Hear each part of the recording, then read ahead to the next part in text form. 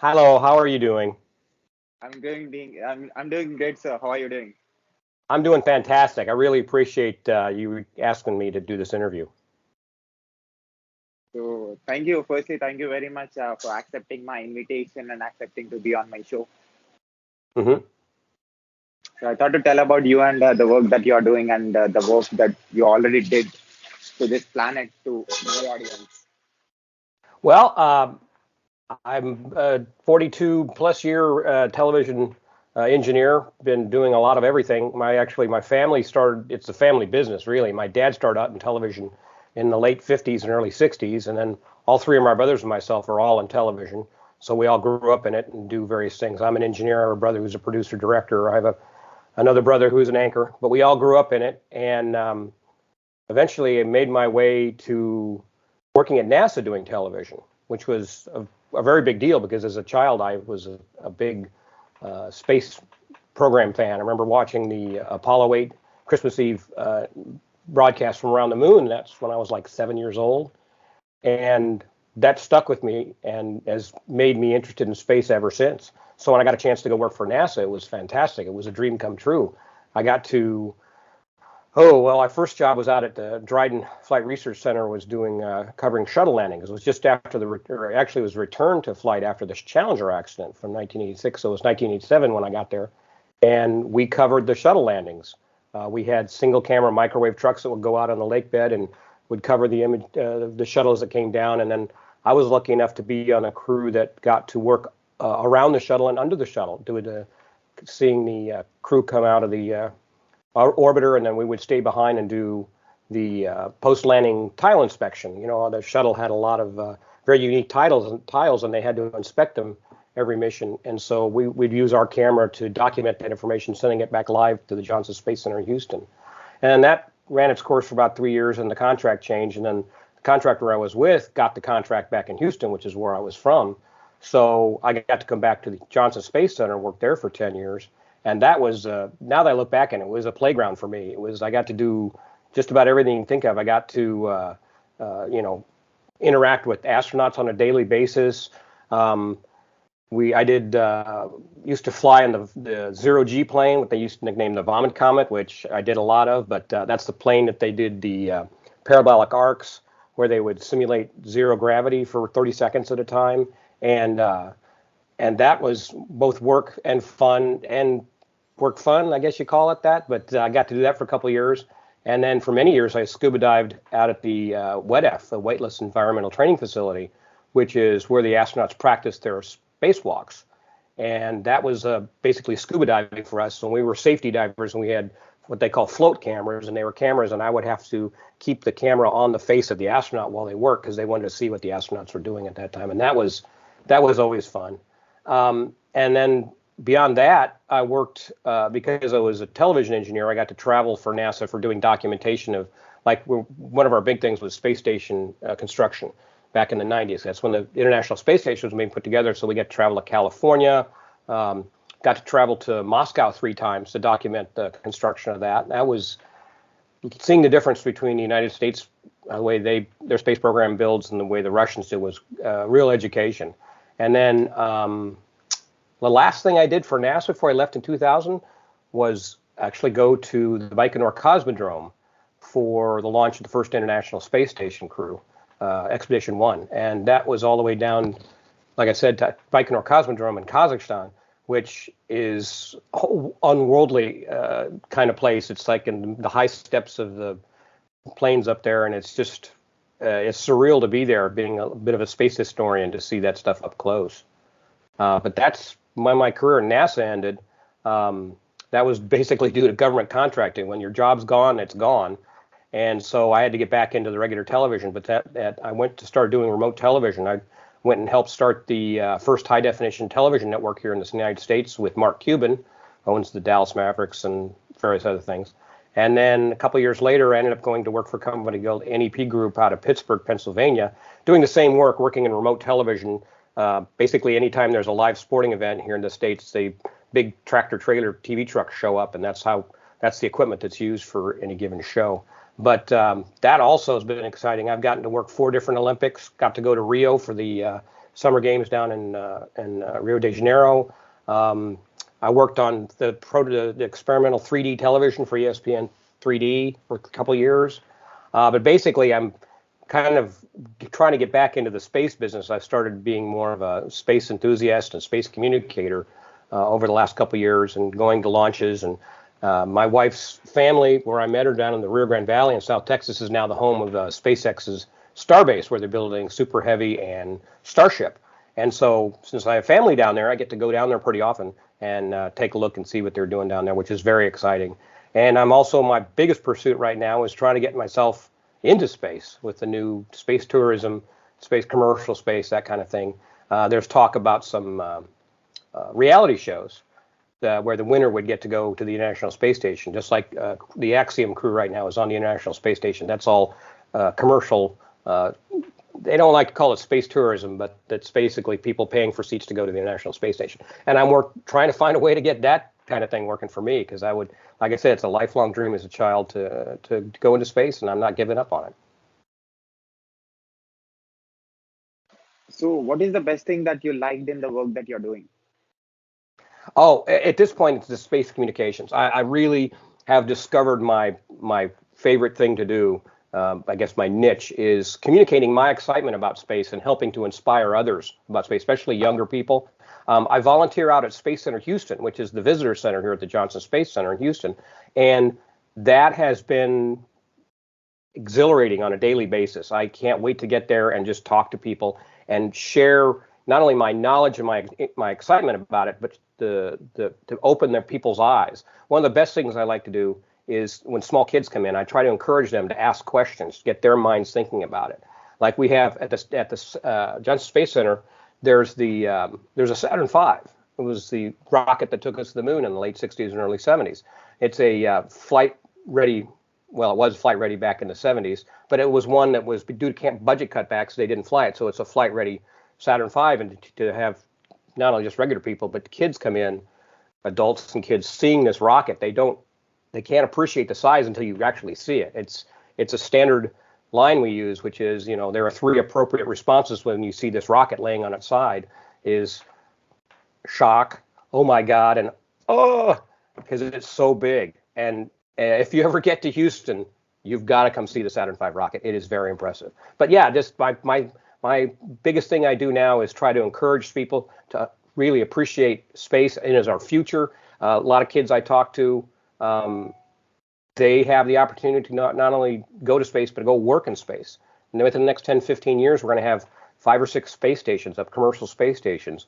And they're going to need people to work there, not just astronauts doing the astronaut thing, but actually people, engineers, technicians, doctors, all kinds of things, plumbers. That's NASA. One of the things NASA's looking for, just commercial space looking for, people who can do things like plumbing and electrical to do that, to take care of their space stations. So, tell me your experience about ISS. Oh, ISS, yes. Well, like I said, back in the 90s, we were tasked with going around and document the construction individual modules. So we ended up in Los Angeles a couple times where they were building the truss structures, basically the backbone of the space station. And that was all done by a really brand new, what they called cold extrusion, which is a technique where they drew metal through a die, but not by heating it up. And of course, it made it stronger at that point and lighter. There were various other payloads and projects here in the States, but the big one was going over to Moscow to see them construct the Zarya module and the Zvezda modules. And we got there early enough, but they were just skeletons, so we got to crawl around inside of them and document the construction, and also go up to Star City, which is the Russians' equivalent of the Johnson Space Center. It's a crew training where they would train their cosmonauts, and to see all those really just historic facilities they have there. They had the equivalent, the same as everything that Johnson Space Center had, NASA had, but they're in Star City north of Moscow. And to interact with the cosmonauts and learn everything there. And then for the International Space Station launch, I got to go with 2 other NASA engineers to Baikonur. We were there actually using prototype high-definition television cameras to document the launch and getting to go see a place I'd only read about in books and only seen a few pictures of. It's still to me kind of a semi kind of dream. Sometimes I think back and I said, did I dream that or did I actually see stuff? Because the Russian program, unfortunately, had declined over the years, and so their launch facility was basically a couple of active buildings and launch pads, and the rest of it was basically left to rot.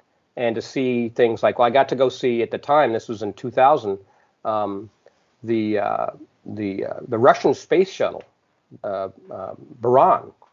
We were allowed access into. We weren't allowed to take pictures of the actual flight shuttle Buran on a Energia stack, and we got to walk around and look at it, and just it seared into my mind the images of it.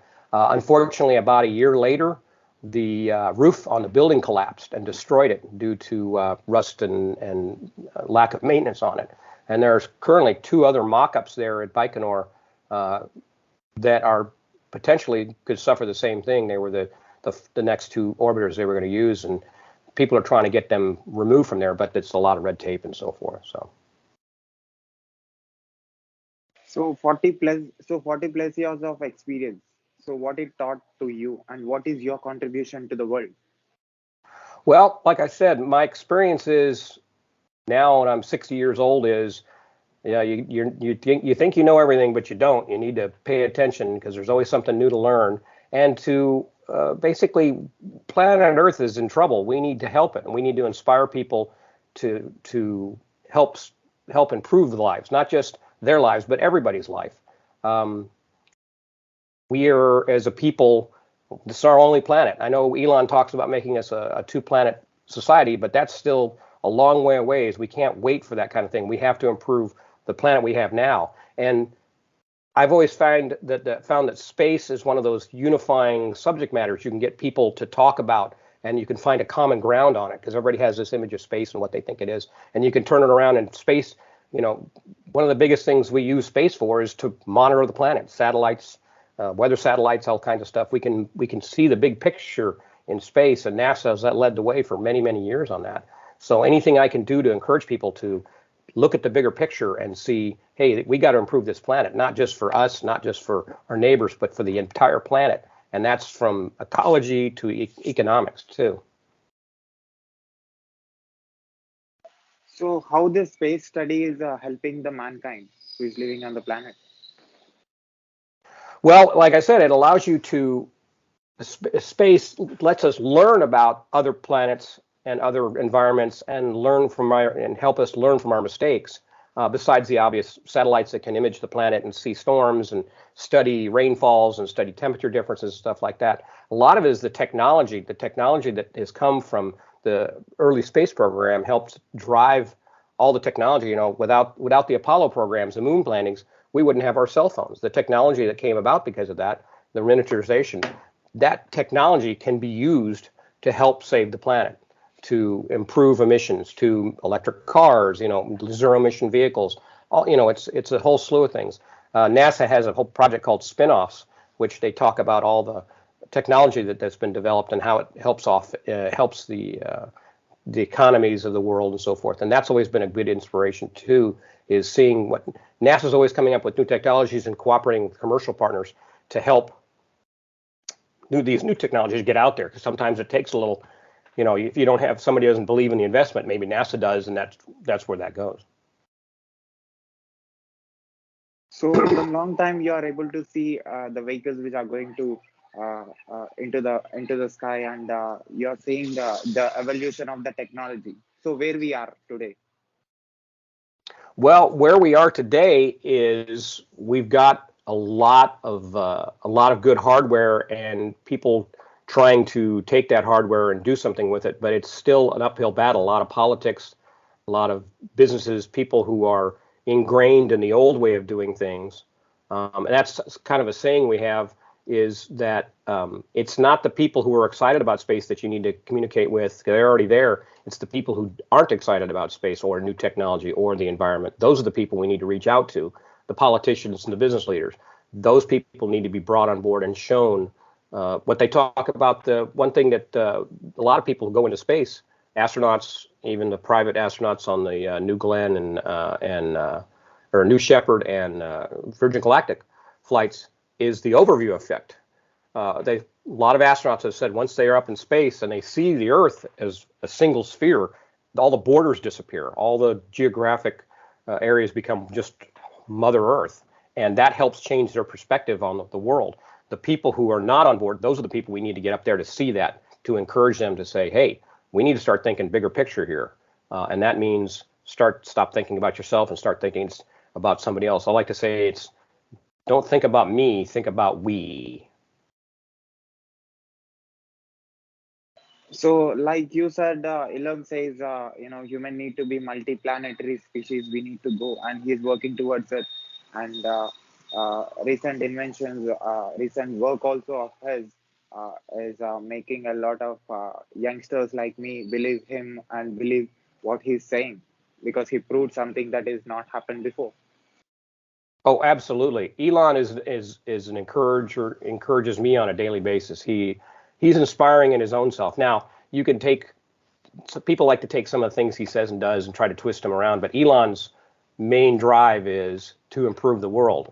He does want to make us a multi-planet species, and so he's taking upon himself and not waiting for other people, but doing it himself to get us there. And that's the kind of person I want to I don't want to encourage, I want to be behind, I want to promote.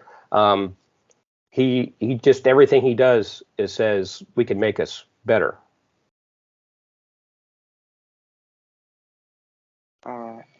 So you said you learned a lot in this experience of yours.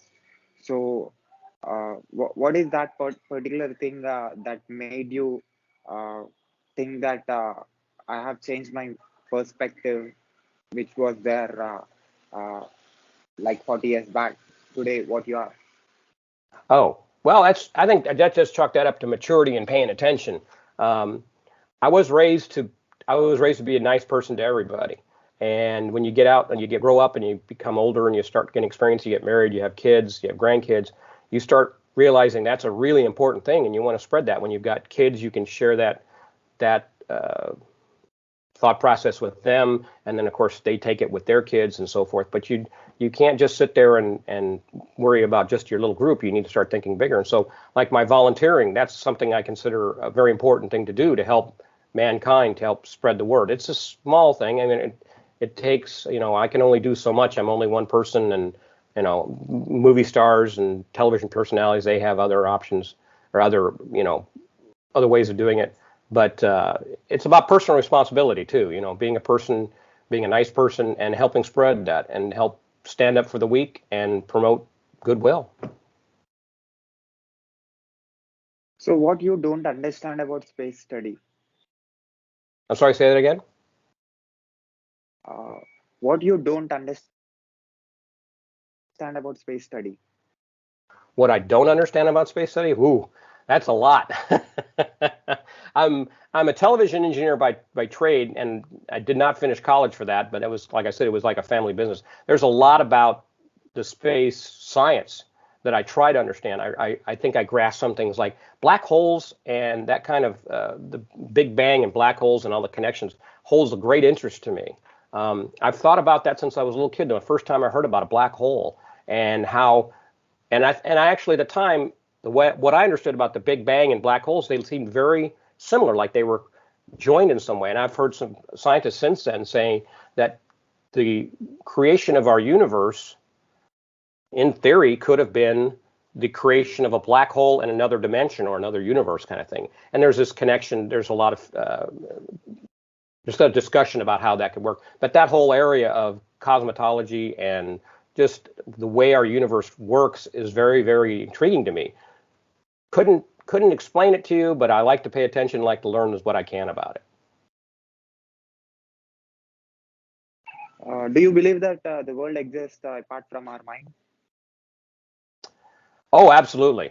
I mean, we're just, we're just an individual. Our minds are limited. We can only sense and deal with the reality we have. And one of the big things in my life is being able to connect with somebody else's reality. Like when I met my wife, to me, that was now I realize it was a connection of my reality with her reality, and then our kids' reality, and then so forth and so forth. Um, yeah, the world is much bigger than us all, but we have a responsibility to make it a better place. So how your engineer experience helped you in understanding space? Oh well, uh, that's more about how you take care of space, how you work in space. I'm what I consider a component level systems guy. I can take a bunch of big. I understand, what television is as an industry, as a science, you might want to call it. It's still done exactly the same way they did when my dad was doing it in the 50s and 60s. You have a camera, you take a picture with that camera, you transmit that picture back to a central control room, you take that picture, you manipulate it, you record it, you put it out, and you send it out to the world. The technology is a lot more, went from analog black and white to color digital 4K, and now we're into internet protocols and stuff like that. So it's all about systems.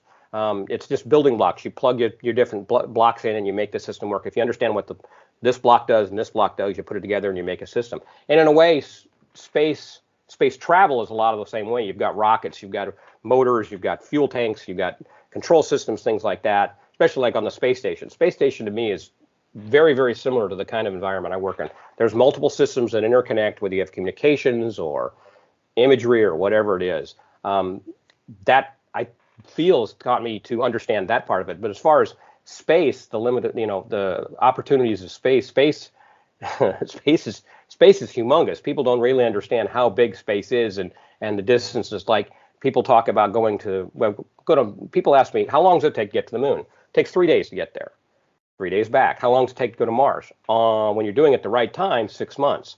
Well, they also don't realize that that kind of distance also means that your communications, your videos, and your audio, like back to Mars, can take up to 15 minutes. So you've got that disconnect and so forth. So once you get out there, you've got to start thinking about, oh, you can't rely on mission control. You've got to be able to do it on your own. So as that part of it has taught me that once we get out there, once we start traveling out to the solar system, we're going to be kind of on our own. We'll have home to help us, but we've got to plan.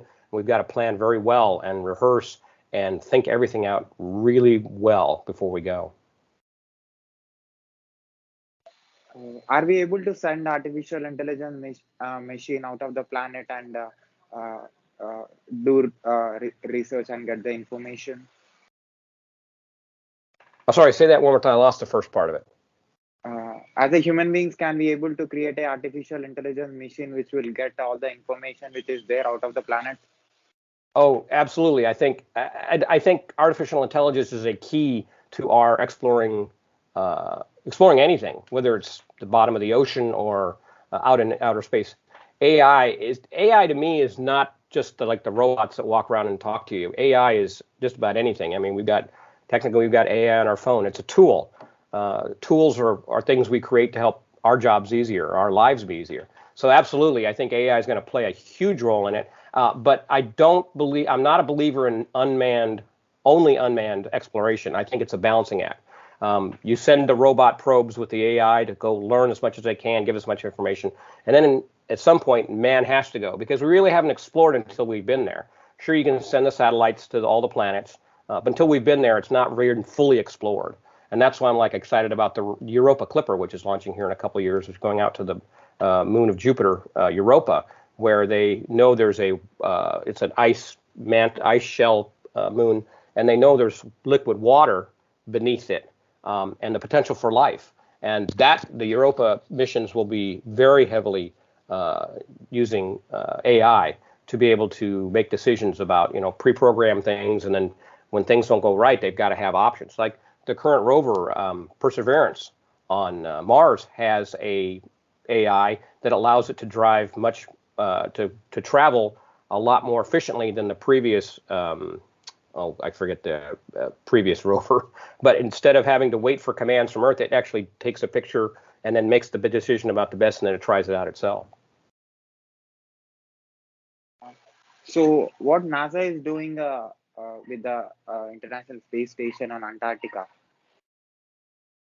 Antarctica? That I hadn't heard. I'm not privy to that one. Sorry, I can only read so much. So, how much we have explored as a human beings about space? How much? Oh, we've just barely scratched the surface, and scratching the surface is being generous. If you think about science fiction and people talking about like Star Trek, that's a good example. Like people like to use is if you look at that future. That's a future I would love to see if I live long enough to see that kind of future where we're out there exploring the planets and we're doing it peacefully and we're learning as a species and we are bringing other species in with us. That to me is the ultimate way of doing things. But right now, we're just barely scratching the surface. Commercial space is really going to push us out to the moon and to Mars and to the asteroids for mining and so forth. But as far as exploring, we've just barely scratched the surface. So are we able to get different minerals on the other planets? Say that one more time. Uh, are we able to get different minerals that we are not getting on this planet Oh, on other minerals, part yeah. of the world? Yeah, absolutely. It's not so much we can't get them on like they're talking about mining the moon. Well, the moon, interestingly enough, the reason we're going back to the moon in 2025 is that we found water ice. NASA found water ice on the South Pole.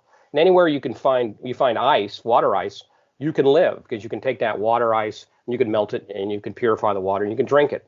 And then you can basically recycle that water. The space station is about a 96% recycling right now. So you can live wherever there's water ice. But then the great thing is you can take that water and you can break it down into its constituent parts, hydrogen, oxygen, and that becomes rocket fuel. And you can use that as your rocket fuel to go places.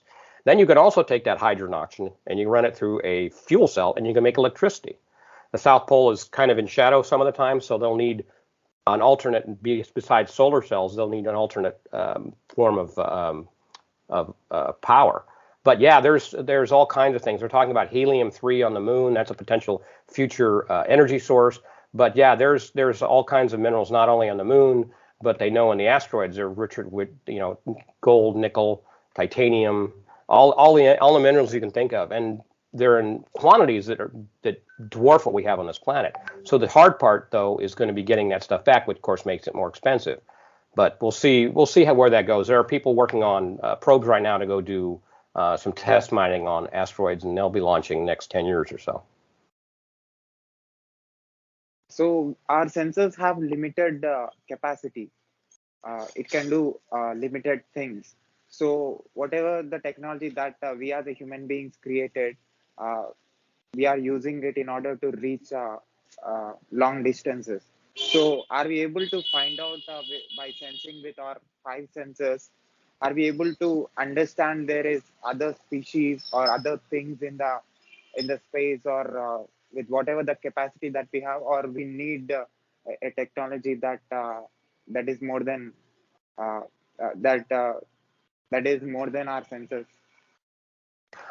Good question. Yeah, actually, one of the things in the last 10, 15 years has been a study for exoplanets. I don't know if you've been seeing that, where they're using optical telescopes to sense other planets around other suns.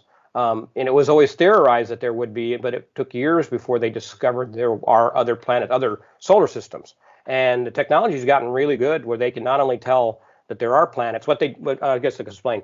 What they do is they point the telescope at a sun or a star, and they watch for the light to dim. And in theory, that's when the planet, like you have the sun here, the star, and the planet passes between it, and the light dims, and they can see that. Well, not only can they tell it's a planet, they can tell its relative size. They can see how quickly it's moving around the star. They can look at the visual signatures, the infrared and so forth, and determine if it has an atmosphere, what that atmosphere is made of, its temperature. It's amazing what they can do just from using those visual tools to see what's going on in those other solar systems. So that's, they've discovered thousands and thousands of exoplanets now, and some are candidates for potential life. They look for what they call the Goldilocks zone. Any planet that's in an approximate distance, say the Earth is from our sun. They look for planets like that, but they found some amazing planets that circle their star in days, not years, but days, which is crazy fast. But yeah, you're right. Our five senses are limited, so we need technology to help expand those senses. I'm waiting for the next generation to hear about the next generation of not only exoplanet discoveries, but what they can start as they refine their senses, like James Webb Space Telescope, which went out. It won't be used for that kind of thing, but its new system for mirrors and so forth is going to be able to reach farther back in time than Hubble has. And of course, Hubble just discovered the farthest known object. They found a star that they dated back to be 900, was created 900 million years after the Big Bang, less than a billion years, which is the youngest thing we've ever seen. So you can only imagine what James Webb's going to see with its ability to see even deeper into space. So what about the communication system in the space? Well, that's we're kind of limited by physics. Radio waves move at the speed of light, and so far we haven't found anything that moves faster than the speed of light. I know there's a lot of theoretical people working on the theory of traveling faster than the speed of light. There's a lot of physics you got to beat to make there. They're talking about wormholes and other odd space oddities. But for right now, we're stuck with radio waves at the speed of light. One area that does show promise is lasers.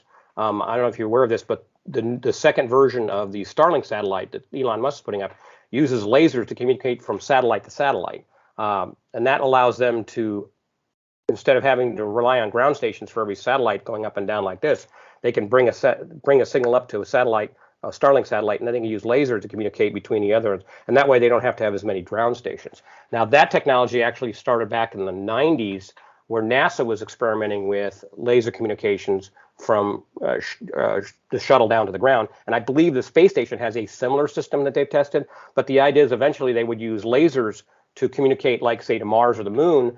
Not that it would be any faster, but it would be a higher bandwidth, because you can compress a lot of information to a laser beam, and you give it enough power, and it can make the whole way. And you just have to have a system that can track it, so that keeps them lined up. You can allow for not like I said, not a faster communication, but a much higher bandwidth, which is going to be really important in our future, being able to communicate in both directions too. We understood light speed a long time back, but why still we are not created any device or anything that travels with the light speed? Oh, you mean a space vehicle of any kind?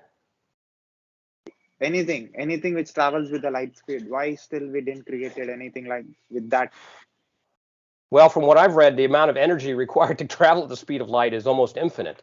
But they're still working on it. I mean, they talk about solar sails can reach percentages like 50% speed of light, depending on where you're going. There's also plasma drives, which would allow you to accelerate. I've actually read some material where they think that if we could get to about 20% the speed of light, travel within the solar system, it would be much easier. And 20% of the speed of light is still moving pretty fast. But like I said, there's a lot of new technologies like the plasma drive. Former astronaut Franklin Cheng Diaz has a plasma drive that he was getting ready to fly, actually be test flying on Space Shuttle back before the Columbia accident. And because of the Columbia accident, the shuttle program shut down, and they decided not to use it. And I have to check and see where he is at on that. But plasma drives, I think, are our best next step, because you can accelerate for long distance and then turn around and slow down and get you 10 or 15% the speed of light. So what do you say about Neuralink? Sorry, say again? What do you say about Neuralink? Oh, Neuralink. Oh, boy, I've just I have to read up on that. I haven't read enough about Neuralink to understand it. It sounds promising. I mean, the idea of being able to connect, I'm assuming from what I've read, it was correct about interconnecting the human brain for faster communications. That's been a dream since I was a kid. I've been reading in science fiction, the ability to plug yourself in to a computer or other device. But yeah, I got to do some reading on that. Now I got to make a note of that. So why I asked that, because as a human beings, if we are able to explore the organic things like our human body, what is happening inside the body, if we can explore completely, is that study helps us understanding the energy and the capacity and about our senses and the limitations of it, so that we can create something uh, uh, which travels faster and which gets information faster from the space. Oh, yeah. Anytime you understand any organism, whether it's us or something else, you increase your knowledge of everything. You potentially increase your knowledge of everything. The more we study about ourselves, about our bodies, the way they work, of course, we can improve our life longevity, I guess. And so there you can take that longevity and extend your knowledge. People want to talk about living 150, 200 years. I would love to live that long because I'm excited about what's in the future. And if you can carry that knowledge, a lot of what I've in my heart about the human species problems we have is forgetting what we've learned. Um, we learn something and then we forget about it, and we have to relearn it. Well, if you extend the lifespan of a human being, that kind of problem starts to go away, because even though you've got computers and you've got memories and got libraries and you can store this information, having that information active in someone's mind and talking about it and sharing with other people is very important about keeping the world conscious of something. The old line is, if you don't study history, you're doomed to repeat it. So war and plagues and outbreaks, same thing. If you don't learn from history, you're doomed to repeat it. So extending people's lives helps increase our collective memory of things, and therefore we don't have to relearn from our mistakes, and we continue take our energies and put them toward studying the solar system. Are we able to put data centers in the space? Oh, data centers, absolutely. I'm sure that's going to be one of the next big things. Not only for like relaying information, but also storage, because you want to, our collective memory is important to keep, and they do have facilities, of course, on the planet where they have data storage. But getting it off planet is advantageous, because in case something happens, and also, a solar flare with a large EMP could wipe out a lot of information. Well, you put them out in space, you can harden them, and if you have, like, say you had a series of them orbiting the planet at any given moment, the planet itself would shield it in theory, so you could protect that kind of information. But yeah, data centers are the next big thing. I'm surprised there's not more talk about that, to be totally honest. Could you try again? So, what kind of thinking for a human being helps in understanding space better? What kind of thinking? Well, there's the we, not me, that I said earlier. If you think beyond yourself, if you think about the people around you, the people on the planet, and so forth, that helps to open your mind to what can we do. And space is it's the next frontier, and it's limitless. So just thinking more about what I can do, what you can do, what we can do, and think about what could we use. The space has got infinite ideas out there. So just opening your mind up to those kind of things is the best thing I can suggest. So, what actually made you to come into space work? Because you are already into television uh, uh, work. So, what made you? Why that transformation? Well, like I said, I've been a fan. I've been a space enthusiast since I was a kid. I watched all the moon landings. I used to write NASA and get flight plans and autograph pictures of the astronauts and so forth. And I always held that love of space, that sense of adventure to me. And then, like I said, when I got old enough and I had an opportunity to get a job working for NASA, that was a dream come true. And it's just been building and building. And now I've in the last couple of years, decided to become a space communicator, and it is the most satisfying thing that I can imagine. Sharing my knowledge and sharing my enthusiasm. I've been called high energy before, and I accept that description with open arms. I have a high energy. I'm 60 years old, but I move like people half my age, and so sharing that enthusiasm is my thing, I guess. This is the only way to put it. But space has always been near and dear to my heart. And, I do want to go into space. I hope one day I do. But I want to encourage others to get as excited as I am about it. You worked as an engineer for a long time, engineering. So have you ever thought or have you ever uh, uh, think that about the medium which will help human to send information as far as possible from our planet?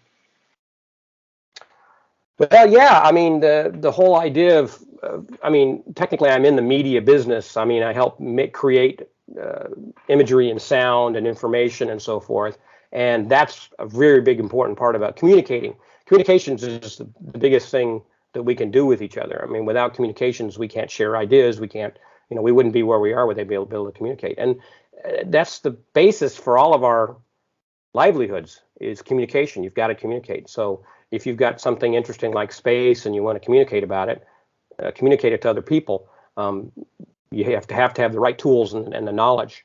And I like to think my knowledge has helped not just the average person watching their favorite football team or Olympics or something like that, but helped when I worked at NASA. I actually, at one point when I was at NASA in Houston in the mid 90s, I seriously considered my options for future employment, and I thought I could stay at NASA forever. Well, unfortunately, government contracting doesn't plan out that way, and so I wasn't able to stay. And so I took my what I'd learned there and went back into commercial television. But like I said, I haven't gone far from NASA. I still have a lot of friends working there. I'm reconnecting. Recently, I've started reconnecting with some astronauts that I worked with a lot. Don Thomas is one of them from STS-70. He and I have started talking about doing some things together. And it's just exciting. Communicating with people is just exciting. So your experience with astronauts? Oh, yes. That was something that I had to keep pinching myself a lot in those early days. I would be around because my work, I technically, my job was working in what they call the public affairs office. We did the NASA TV at the Johnson Space Center, and PAO was technically our boss. And so we would do all kinds of things. Like, okay, so when you have astronauts, they get a lot of media requests. They get requests from either their hometown or somebody wants to interview them. Well, it's real tough for an astronaut who's working to get and go fly someplace, to be interviewed. So we had a TV studio in Building 2 South in Johnson Space Center, and the astronauts would come to our studios, and we'd set them up, and we used NASA TV satellite to connect them with whatever news organization, whether it was their local TV station, or sometimes we get the BBC, or it was just about any place in the world. Especially when we had the Japanese astronauts, they used to do a lot of media back into Tokyo. And so you'd interact with them, not only just for that, but on a daily basis. We'd be doing educational programs. That was one of the favorite things to do. Was we had an astronaut who came in and wanted to do an educational program. In fact, Kalpana Chawla from the Columbia flight, KC we called her, we worked with her. That's at least 2 years working on several educational programs. And she ended up wanting to redo the voices of them instead of having translations done for different dialects and different languages. She decided to do it herself. So I got to spend a lot of time around her, and it was very sad when the Columbia accident happened, and she was killed in that crew too. So I like to think I had somebody I knew pretty well on that flight. So it was very personal on that one. But yeah, so we got to deal with the astronauts on a daily basis. Any particular experience that you cannot forget in your life? Did anybody? Oh, any astronaut experiences? Yes. Well, one biggie was when John Glenn, the former Mercury astronaut, came back to fly on the shuttle, and John was an icon as a kid. He was an icon to me. He was one of the original 7 astronauts, the Mercury 7, and so to get to meet him was a dream come true. But then, like I said, because he was getting a lot of media attention, he would come in and spend time and doing his satellite interviews. But there would be times we'd come in there and be waiting, and he would just sit down and we'd just start talking, and we get to hear stories from him.